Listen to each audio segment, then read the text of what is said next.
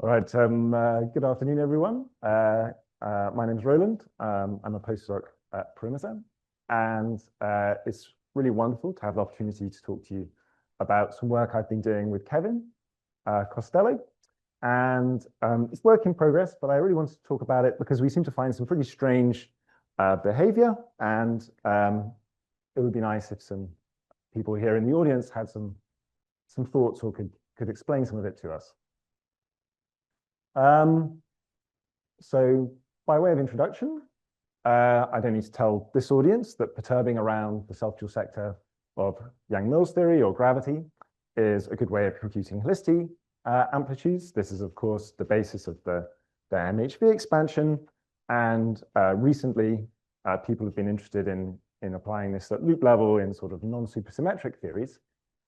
And as we heard from Atul and from Alfredo in the last couple of days, you can also generalize this to perturb around non-trivial self-dual backgrounds. So for example, in gauge theory, you can look at things like self-dual plane waves or dyons. Here are just some examples of works where this has been done.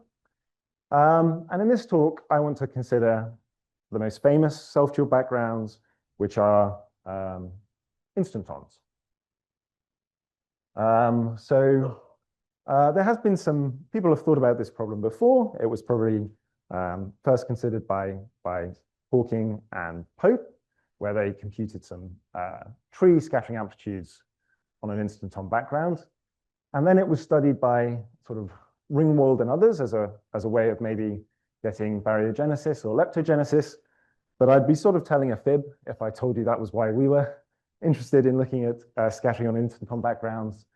The real reason we were interested is because we've been thinking a lot about the self-dual sector of Yang-Mills theory. And it's an incredibly simple theory, but one can find a whole bunch of kind of very surprising and interesting things to say about it. And it also clearly has non-perturbative corrections coming from instantons. And we just wanted to understand, can we make sense of this theory non-perturbatively? And one way to sort of think about that question is to have a go at computing some amplitudes. And so crucially, I'll be looking at loop amplitudes, all plus amplitudes on these backgrounds. Right, so the talk is going to be split into basically two parts. In the first, I'm going to explain how to compute the one loop or plus amplitude in an SUNC gauge theory. Yang-Mills with some massless fermions in an instanton background for the flavor symmetry. And then I'm going to sort of think about gauging the flavor symmetry, which in this context means integrating over the instanton moduli space. And that will yield certain non-perturbative corrections to the one loop amplitude in a gauge theory with a non-semi-simple gauge group, but with a bifundamental massless fermions. So let me start by explaining what I mean by self-dual gauge theory. So the self-dual sector of Yang-Mills theory can be described by a theory of two fields, a gauge connection A and an anti-self-dual two-form Lagrange multiplier B. And you can think of A here as encoding the positive helicity gluons, and B is going to encode the negative helicity gluons. And the action for this theory is incredibly simple. It has this Lagrange multiplier type form. And if you vary B, because it's constrained to be anti-self-dual, you'll learn that the self-dual part of the curvature of A is 0.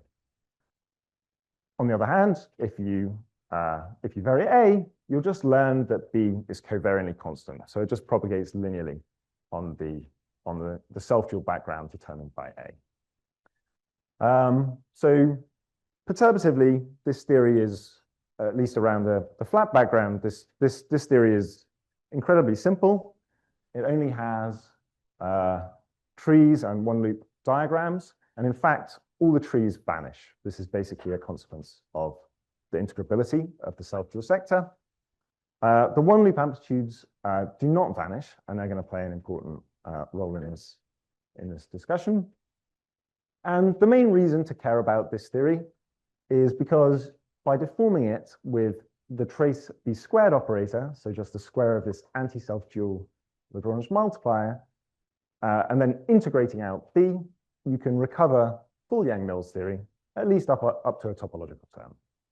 And in perturbation theory, at least around the flat background, that topological term isn't going to play a role. And this is indeed the basis of sort of the MHV expansion. So the amplitudes I'm going to talk about in this talk are not going to care about this vertex. So I'm just going to be working solely within the self-dual sector. But crucially, I am going to need to couple to some massless Diracs. So I'll take NF massless Diracs, just coupled in the usual way. And I'm going to call the theory self-dual gauge theory. So whenever I say self-dual gauge theory, I mean specifically this theory. And then I'm going to imagine switching on a flavor background for the flavor symmetry. And I'm going to take that flavor background to be an instanton. So the one-loop amplitudes of this self-dual gauge theory in this background are generated by diagrams broadly of this type. This is a little bit schematic, but we have some external gluons. They feed into a fermion loop, and it's only through the fermion loop that we can see the instanton. And one thing to notice about this amplitude is that the trace-ordered amplitude is actually independent of the number of colors. We just get a trace of the color matrices on the external legs, and the only interesting thing is happening in the flavor indices. So we can compute these amplitudes in the case when NF equals NC and get the result from more general NF. And that's going to be computationally quite useful. So let me tell you the result of the computation. We can define from the instanton this object that we call the instanton density. It's called the instanton density because if you were to integrate it over all of space, you just get the instanton charge. We can then find its Fourier transform. That's this d hat. And then our claim is that these amplitudes that I drew on the previous slide are given by the following formula, or at least a single trace part is. So they're just given by a Park-Taylor formula, a Park-Taylor factor, with a numerator which is -2 times the Fourier transform of the instanton density evaluated on the total momentum. And I've just written down the single trace formula here, but in general, you'll get a disconnected amplitude, which are products of these things. And it's easy to get those as well. Just the formula would be more complicated. And just to emphasize, this is also what you'd get in massless QCD in the same flavor background from these diagrams. It's just we're going to do the computation in the self-dual sector. So how does one go about getting this formula? The real way this works is it exploits twistor methods. And I'm not going to go into detail about exactly how those twistor methods work, but I'll give you sort of the space-time analog of the computation. So the one-loop amplitudes in a self-dual theory, which I mentioned are present at the start, can be understood as anomalies to the integrability of the self-dual sector. So this was originally sort of conjectured or stated by Bardeen, and it was made precise recently by Costello, who showed that these one-loop or plus amplitudes, they can really be thought of as anomalies on twistor space. One reason you might expect these things to represent an anomaly is because they are non-vanishing amplitudes, and from Coleman-Mandula, you would expect that any 4D theory or high-dimensional theory which had an infinite hidden symmetry algebra should have vanishing amplitudes. And indeed, self-dual gauge theory, even in this special case when NF equals NC, has such an anomaly to its integrability. So here, this is again a schematic picture, but what we find is that the one loop or plus amplitudes do not vanish. But at least in the special case when NF equals NC, something rather special happens, and that is that the single trace part of this amplitude vanishes, it cancels, and you sort of just get multi-trace contributions. And this allows one to perform a kind of trick, which is to cancel the amplitudes through a Green-Schwarz mechanism. And this really is the Green-Schwarz mechanism of string theory in another guise. On twistor space, that's really what it's doing. But here its role in life is just to cancel all the all-plus amplitudes. So this was shown by Costello in this paper, and developed by Costello and Natalie. And Dixon and Morales showed that indeed, so you might expect that this is kind of clear that this works at 4 points, but the fact that it will continue to hold at arbitrary multiplicity is something that is kind of obvious from the twistor point of view, or at least obvious in hindsight, but is extremely non-obvious on space-time. And they verified, at least for a range of different methods of canceling these amplitudes, that this really does work. So let me be a little bit more specific about the mechanism. You couple to a dimension 0 scalar field, and by dimension 0, I just mean that it's going to have a fourth order kinetic term. And you couple this to the gauge theory through an axion type interaction vertex.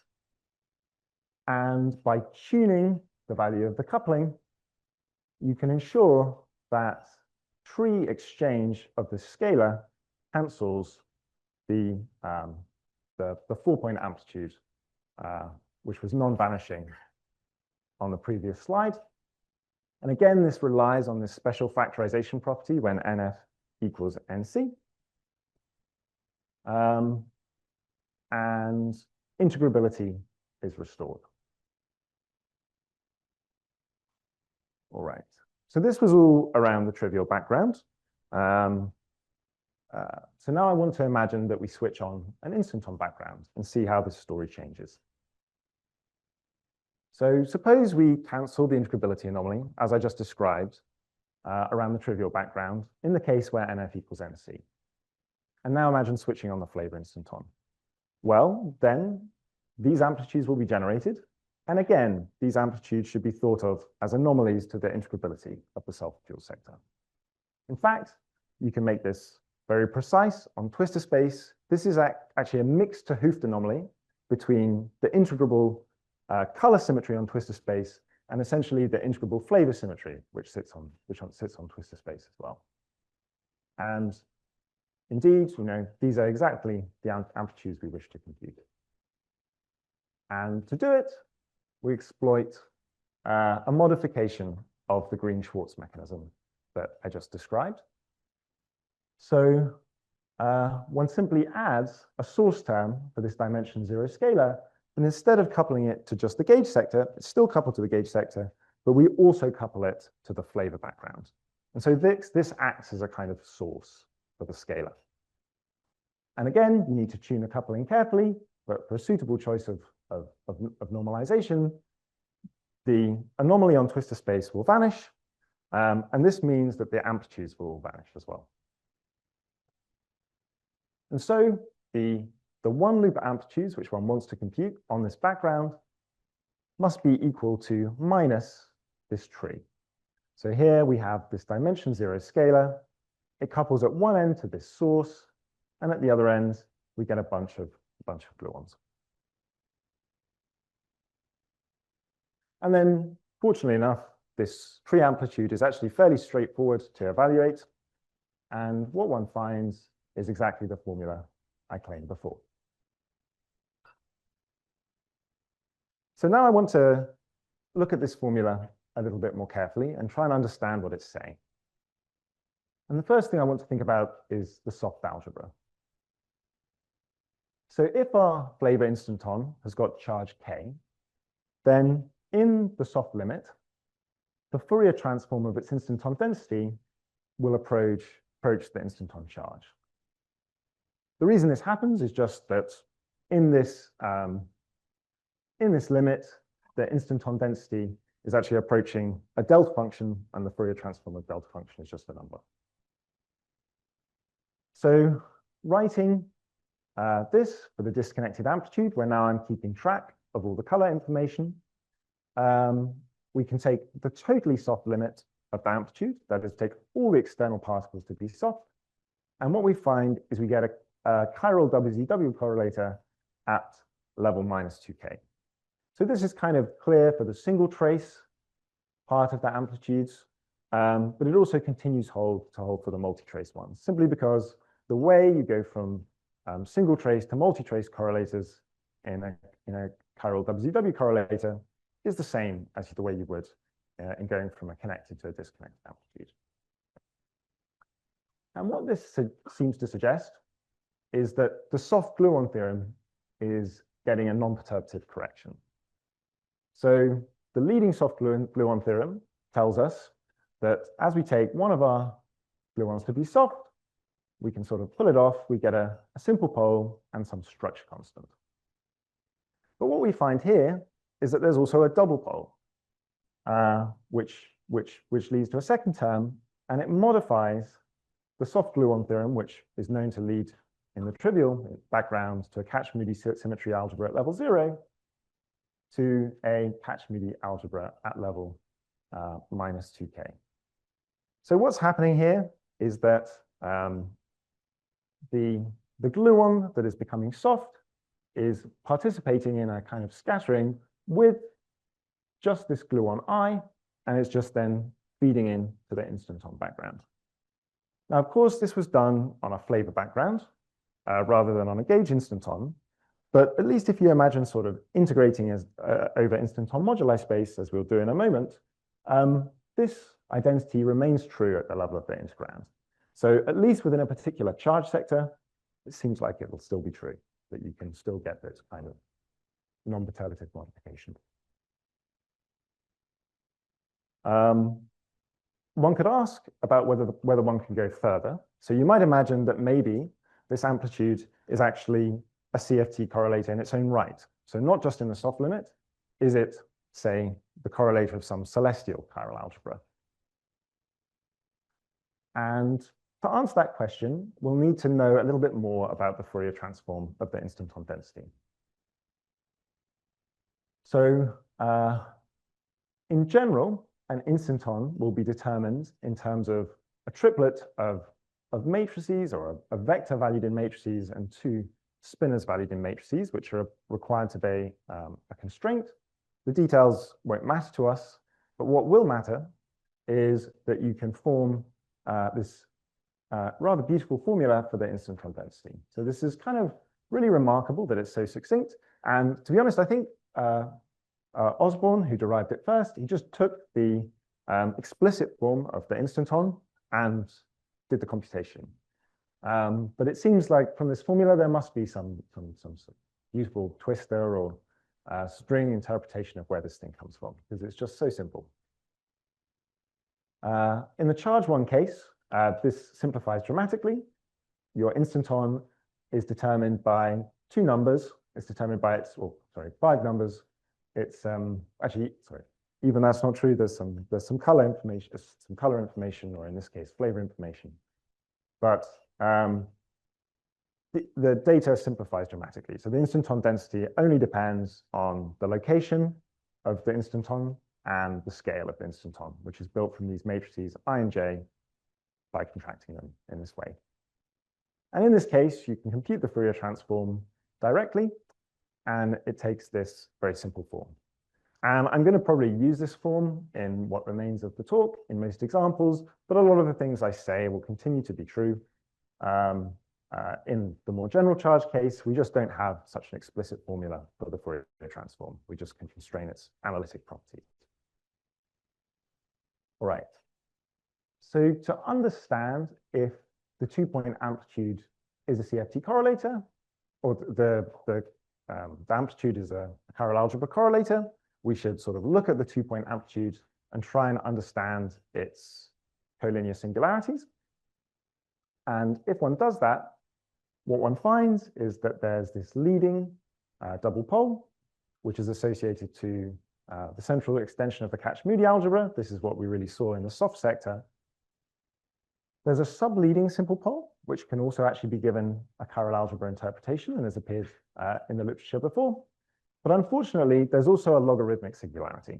And at least within the family of sort of ordinary chiral CFTs, this is not something that we can make sense of. So you need to go for something like a log CFT or something like that. So at least at a first pass, it seems like this thing is not a chiral algebra correlator. Okay, for the final part of the talk, I want to think about the integral over instanton moduli space, so gauging the flavor symmetry. And in general, when you do this, you'll get IR and UV divergences, which come from the big instantons and the small ones. So to understand this, we'll need to describe the space of the moduli space of charge K instantons a little bit more explicitly. So it has 4 parameters controlling the center of mass, basically where it is in space on average. There's another parameter which controls its scale. And then there's a finite volume piece, which is not going to be important for what I have to say. The one-loop measure on instanton moduli space has the following form. So classically, it's just given by some measure on this finite volume piece, just an ordinary integral over the center of mass, and an integral over the scale, which comes with a factor of rho to the minus 5. And you can just eyeball this rho to the minus 5 because Yang-Mills is a CFT, and this measure needs to be scale invariant classically, CFT classically, and self-dual Yang-Mills is also CFT classically, and so this needs to be scale invariant at tree level. At loop level, it gets modified by the one-loop beta function. And so this measure in general will have UV divergences if the one-loop beta function is less than or equal to 4. So I want to start just by considering the IR. So just looking at the charge 1 case as an example, in the limit where the instanton gets very big, one finds that this instanton density is actually exponentially suppressed. And so at least in multi-trace terms, this renders the amplitudes IR finite for a suitable choice of contour. In the single trace terms, integration over the instanton center of mass will set the total momentum to 0, and so you still end up with an IR divergence, but nevertheless, we can get some sort of sensible formulae in the multi-trace case. And finally, I want to think about thinking about the UV singularities. So in the sort of boundary case where the one-loop beta function actually takes the value 4, then we'll find that the amplitude has logarithmic UV divergences. And if we look at the form that these UV divergences take in the amplitude, we'll see that we get contributions which look like those from a singular instanton. So for an instanton of 0 size. And it's fairly easy to see that you can't remove this by a local counter term. So there's no operator in self-dual Yang-Mills theory that you could add, which would render this finite. However, there is a kind of modification one can make, which saves it. And that is to imagine that this is sort of changing the measure on instanton moduli space. So we've originally chosen a measure which took contributions for all the finite size instantons, but which gave no contributions from the singular ones. But what this seems to suggest is that you should have, from the start, included contributions from singular instantons, sort of delta function measures on the moduli space, and that under RG, it's these delta functions these delta function contributions which are flowing. And probably one should have included these things from the start. So the theory actually depends on many more parameters than it originally appears to.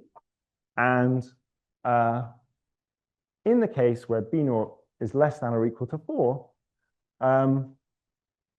one finds that these are sort of inevitably generated under RG. And unfortunately, there are actually infinitely many ways of adding such delta functions to the measure in a way which is compatible with factorization. And so this suggests, in a kind of funny way, that this theory is actually non-renormalizable in this case. So that's all I want to say. Thank you very much for listening.